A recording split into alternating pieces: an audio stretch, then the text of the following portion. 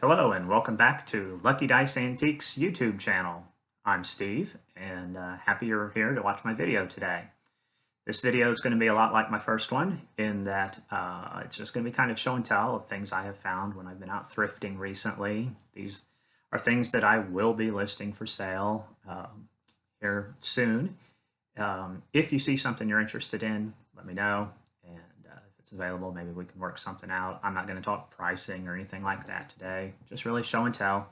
Eventually I'll have videos that are more than just show and tell, but as I'm just getting started, that's kind of what we're doing for right now. So without further ado, let's see.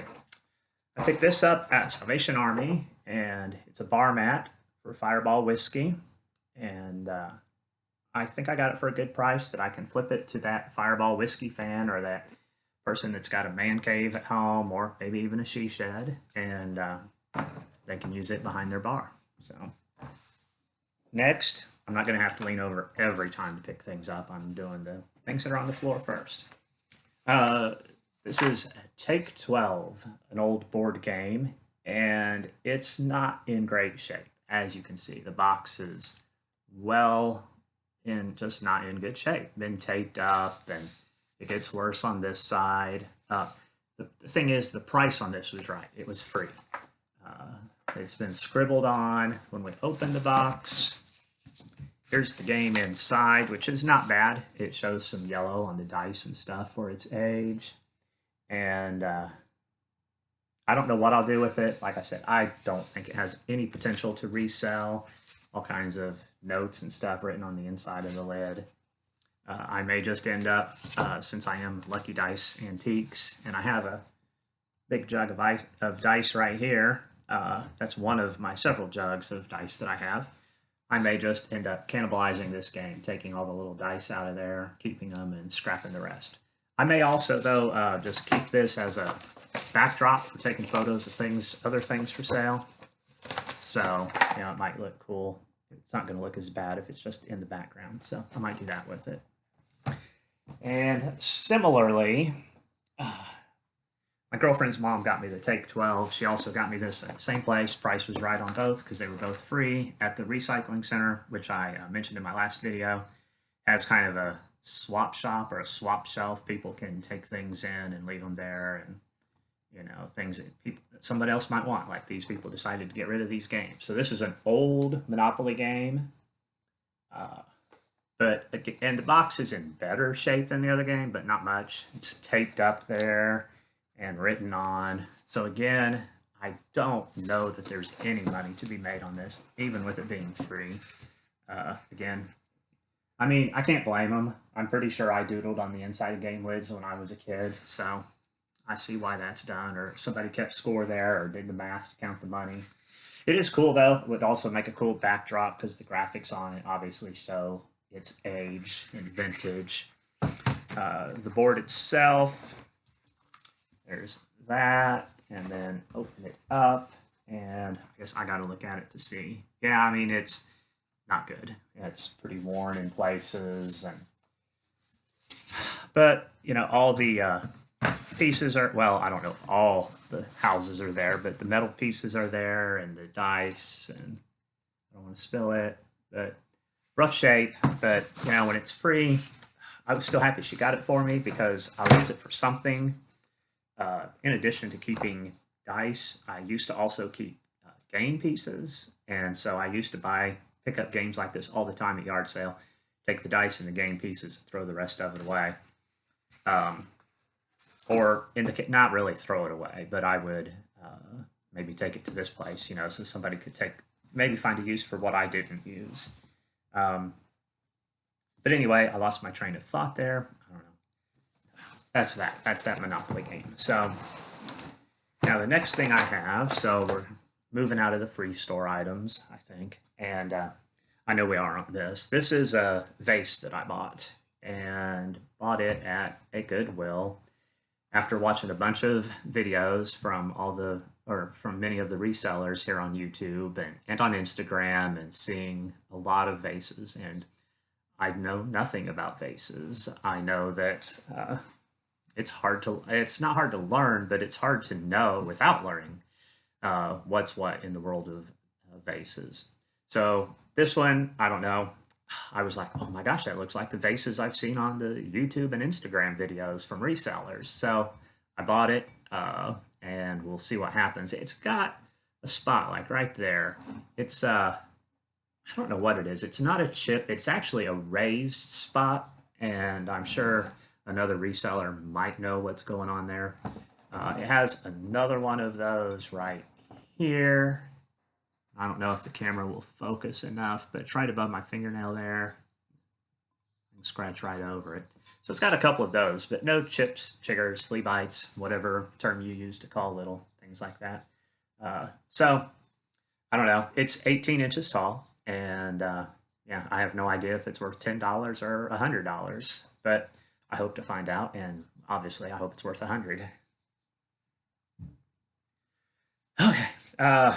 Some of the, a lot of the stuff I buy is pretty random. I don't buy all glassware, or I don't buy all candles or whatever. I buy whatever I like, and in this case, this is a kid's toy. So this is I have a Post-it on it because I looked it up. Thomas the Train Pop-Out Engine Shed from 2003. I don't know if it's worth anything, but the price was right, and so I bought it. But anyhow, it still works. The little engines pop out, and boom. So anyway, it was in really good condition. Obviously, got it at Goodwill because I haven't cleaned it up yet. But that's that. So again, I have things stacked very precariously here, so I'm trying to pick things that then I can restack on this side and not end up breaking something, because that would be bad. And the 18-inch base is actually sitting on the floor to keep it, hopefully, out of danger's way, unless I kick it when I get up. So the next thing is a Baby Einstein and Playtex plate that I can't read it backwards when I'm looking at it in the camera. So it's just teaching the colors, red, green, and yellow. It's got them in English, Spanish, and probably French. And so little kids play, and I felt like I could probably make $1 or $2 on it, so there's that. Then I have this plate, which is probably, so if this was like China or something, it'd be really cool, but it's more of a, like, almost plastic. The marking on the back is Rustico 100% melamine. I don't know what melamine is, so I'll have to look that up. And dishwasher safe, so it's obviously not old or vintage, but still, for the elephant fans out there, it might have some appeal. So, oh, my Thomas the Engine note, got to keep it with that. So, okay, I've got a mug. It's from Caesars, Indiana.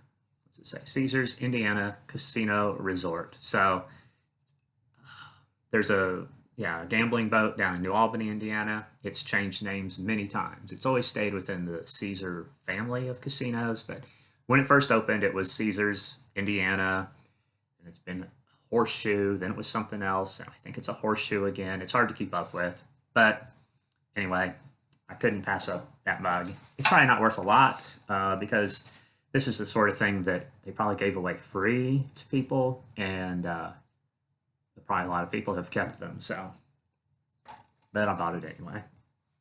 I have another mug here, and this one is like a reprint of an artist's work, and so there's that picture, and then you come around and it says Mom's Sunday Breakfast by Ree Laser. So, and then it says A Wonder Strands World Book. I remember when I was in the store, I tried to do a lens search for this and didn't find it, and decided, well, if I can't find it on the internet, then maybe it's got some value. Maybe not, but it was 50 cents, so I took a risk.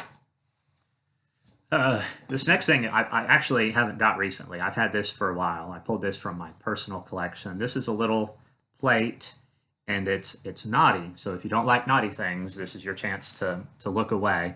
It does not have a caption, and so I'm not going to describe it. I'm just going to hold the plate up, and I'm going to zoom in so that those people who are still watching for the naughty thing can see what's going on in that picture. So pretty naughty. Does look vintage. And I don't know, it's got these two little things in it like it's an ashtray, although it's not an ashtray. So I don't know why it has that. Does anybody know? You know? Okay, so I'm putting that away. So if you tuned out because you didn't want to see anything naughty, it's safe to come back. Okay. I have a book. This is Radio Man 1 in Chief Navy Training Courses. NAVPERS 10229, which is probably some sort of identification number for this book. It says it's restricted. It does not say it's classified, so there's no government secrets in here or anything. But anyway, it is what it says it is. This book is written for radio men of the United States Navy and Naval Reserve who are seeking advancement in rating to RM1 or RMC. The first edition was 1950. This book was reprinted in 1951. And it's just page after page of instructions. It also has a bunch of things that fold out, diagrams that fold out. So, like this page, here, I'll do it like this. This page just folded out into this, which says Army Command and Administrative Domestic Tape Relay System. But that's not the only one. I mean, as I flip through there, there's a few others, yeah, that pull out like that, giant diagrams. Kind of cool, kind of unique, the kind of thing I like to find. Whether I make money on it or not, it's just a kind of a cool piece of history. It's, what, 61 years old? It's probably very outdated for radio men and chiefs now, but yeah. Plus, I work on a Navy base here in Indiana, and so, it had a little bit of appeal there, and yeah. Okay. I also have a stack of books. I buy a lot of books. Actually, I've kind of quit buying books. But this one thrift store I go to here in Bloomington called Opportunity House, if their books sit so long, they eventually put them in a free bin. And so when they're free, it's hard to turn them down. It's hard to walk away from it. So in this stack that I pulled for this video today, these first two, if you're my age, and especially if you're female and you're around my age, these will probably bring some memories for you. Sweet Valley Times. Yeah. Let's see. Francine Pascal. And, well, they're both by Francine Pascal. And goodness, something. Okay. Yeah. Something made me think I was holding them upside down. Maybe it was that writing down there because it's backwards on my screen. But nope, I'm fine. It's not upside down. So there's those two books. Similarly, there's the Treehouse Times. And these books are probably all from the 80s. I'm going to check one of these Sweet Valley Times books. It says...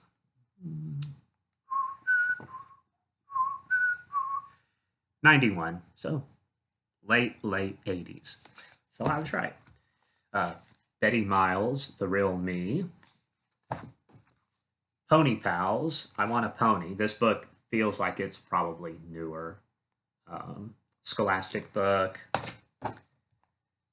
This book was in a library, so it's got a tag on it. Best Horse on the Force. Here is The Mad Doctor by Megan Stein and H. William Stein, who I believe wrote the Goosebumps books. It was a Stein, wasn't it? And then I have Irene Foley wrote a book called Mystery on Elm Street. And I think it's not Nightmare on Elm Street, but it's Mystery on Elm Street. Probably much tamer than the movie. And then here's an American Girl book, Staying Home Alone. And it's obviously newer, but it's American Girl, which is why when it was free, I had to pick it up. And all these books are in good shape for their age. This one, it's got a little crease on the binding there from being open, but when I open it, it's still hard to, I'm not going to flatten it, and it doesn't want to. So they're all in pretty good shape. So, okay.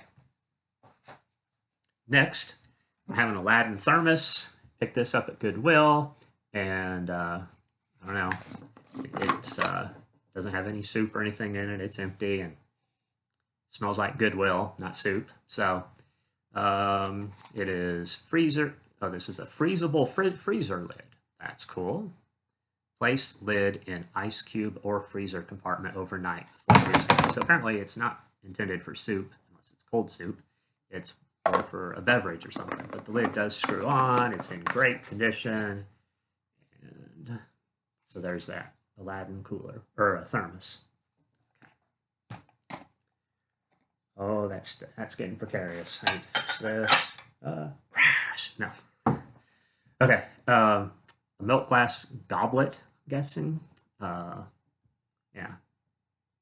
Not much more to say there. I don't know much about milk glass. Well, I don't know much about anything. You know, I've only, like I said in the last video, I've been thrifting for a while, but I wouldn't have ever, until now, bought something like this. Now I'm looking for, not only am I looking for things that interest me, but I'm also looking for deals on things like this. So things like this and like this, some carnival glass here, and yeah. So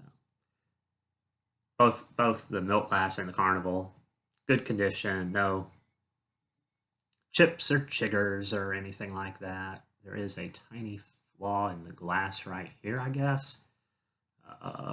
Right above my fingernail. I don't know. Yeah. Again, that's a little raised spot. So don't know what's going on there. Obviously, I have a lot to learn. I've probably watched 100 videos. No, probably more than that. But I probably need to watch 500 more and do some other studying and such to learn what's going on here. Just a few more things. So good news, the video is almost over. This is a heavy piece of glass, and I know nothing about it. It has no markings on it. I know it's old because I've owned it for probably 25 years. I don't remember when or where I got it, but it's always, almost always, sat on my dresser, and it's where I put my wallet and my keys and my change, all my pocket goodies. So anyway, I don't know if I'm going to sell it or not. It's heavy, so also indicates that it's old, but I don't know if it's really valuable or not. But okay, I'm going to have to start putting stuff back over here. So I have this little tin, and it's got the little wheels, and well, that one doesn't turn. This one turns, and the ones on this side, it's a little stiff. It does turn, and it does turn. Says Sundays and sorbets. The price sticker's still on it. Whoops, paid $1 for it. I think it was half price day. I don't remember.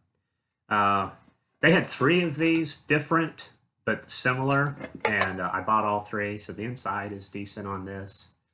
I thought on one of them I had found some sort of marking, but I am not seeing it on this one. So, but I think the other one, I think I have it listed on eBay right now, and which on eBay I'm Lucky Dice Antiques, so it's pretty easy to figure out. I guess I probably just internet searched it and learned some things about the one that I have, like its manufacturer or whatever. So anyway, there's that.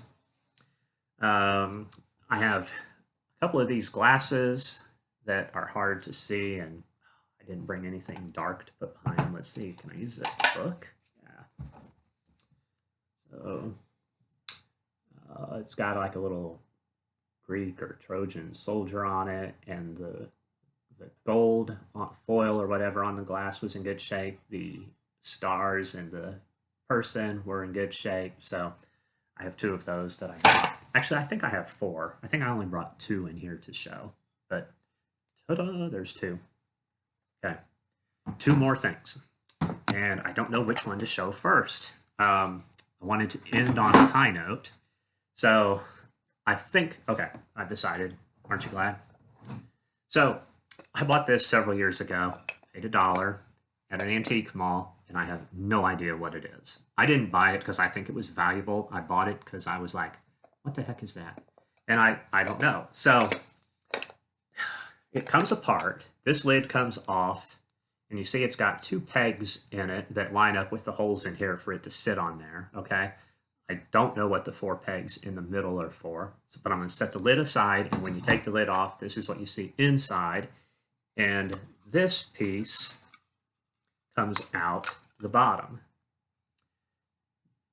There's what it looks like. And now here's where the lid's set. We can see all the way through it to the bottom. So there's the top, and then there's the bottom.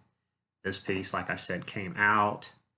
People, I think I posted it on a Facebook group on one of those. What is this? It's and people talked about it being a die of some sort, possibly, but it's weird the way this is cut. It's got this one little there, and then it's got the two down here, and obviously that lines up to see with that to go back in there. So that goes in there, and the lid goes back on the top. And there you go. But you got to be careful, like even when you pick this up, because sometimes that bottom piece, which it's not going to now, it's probably more humid in the house, so it's expanded. But when things are drier, then, because this is all wood, that piece falls out real easily. So you tend to pick it up, and you might do this and then drop it, and then that bottom piece falls out, and you think you'll never get it back together. But it's only 3 pieces, so it's not as challenging as you think. So anyway, comment if you have any thoughts on this or what it is, because I'd be curious. But after the video, it's just going to go back in there and sit on my shelf because I like it. Okay, and the last thing I have is I was pretty excited when I found these at Goodwill. It was a set of 4 Noble Romans drinking glasses. Right there it says copyright Noble Romans 1977. These were likely used in the restaurant. Although I don't know if these were, because all 4 that I bought, the art on here is in perfect condition, or near perfect. I guess I would never guarantee something's in perfect condition that's not new in package. But as I spin it here slowly, you can see that the art is in good shape. I think it's weird that their art is, pine cones? It's a very strange choice for a pizza place. It is pine cones, isn't it? Or it's nothing pizza related. Well, anyway, so I bought 4 of these at Goodwill, paid 69 cents a piece for them, and I am hoping to make some money on these. I mean, never hoping to make a lot of money, but, I think these have some value. I have had trouble even finding them on eBay or Etsy. I found a couple, but not very many. Something like this, it's akin to if you were to look up if you were in Goodwill and you found a glass from McDonald's, like the endangered, was the endangered life things? I think those were Burger Chef. So you find a Burger Chef endangered wildlife, not endangered life, endangered wildlife cup or glass, and you internet search it, you're going to find a lot of those. Or if you find a McDonald's glass with a Disney theme, you're going to find a lot of those on eBay. This is similar to those. It's a drinking glass from the restaurant, and props to whoever owned these for keeping them probably in a china cabinet or something and never using them, because they are just in such good shape. But anyway, and an internet search on eBay or Etsy did not turn up very many of these. So I'm cautiously optimistic that there's a little bit of value in those. All right, that's it. I've rambled on long enough, haven't I? 23, almost 24 minutes now. So So I mentioned my dice here, and this is actually a vintage or maybe even an antique jug. It is for Booker's Imitation Orange Drink Base. And if you don't remember, my last name is Booker. So this was a very cool find. I.S. Booker Company. I got this from my brother, and that was awesome that he gave that to me. And I cleaned it out and then filled it with dice, and yeah. So, and then I wanted to put up some other antiques back here. I don't have room for a lot in this setting right here, but I found that board and found the letters, so spelled out Lucky Dice Antiques, and actually had enough letters to do it, so that was cool. So, all right, thanks for watching, and I'll see you next time. Bye.